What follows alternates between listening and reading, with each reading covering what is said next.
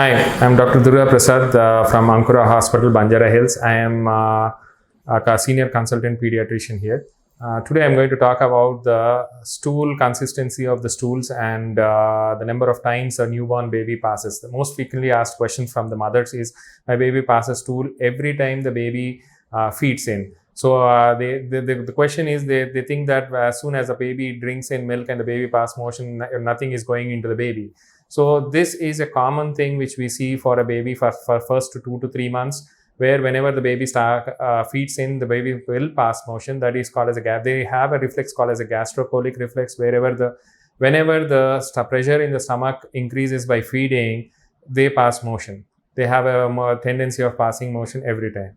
So every time you feed the baby may pass motion initially for first 1 to 2 months. That is pretty much normal for a baby, where passing around, so if you're going to feed the baby every 2 hours or 2.5 hours, the baby may pass around 10 to 12 times of motion in a day. And most of the times the mothers are concerned about the number of stools. The number of stools you're going to count is the huge stool, not the small stools or just a wet diaper is not the stool, because whenever the baby coughs, sneezes, or even passes urine, they may pass a bit of emotion. Because whenever there is an increase in the pressure in the abdomen, because the sphincter which controls the motion is not fully matured in babies.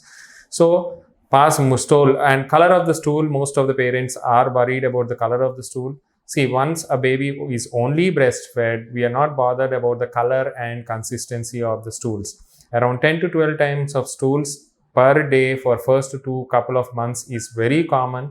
And as the age increases, the number of stools per day gradually decreases. For a 6-month-old child, around 4 to 5 times of motion is normal.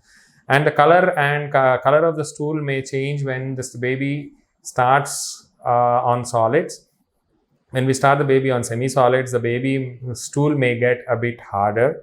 And the color of the baby, once we start feeding the baby with ragi, the color of the motion may be brown in color, because the baby may not be able to digest the whole amount of thing which the baby consumes.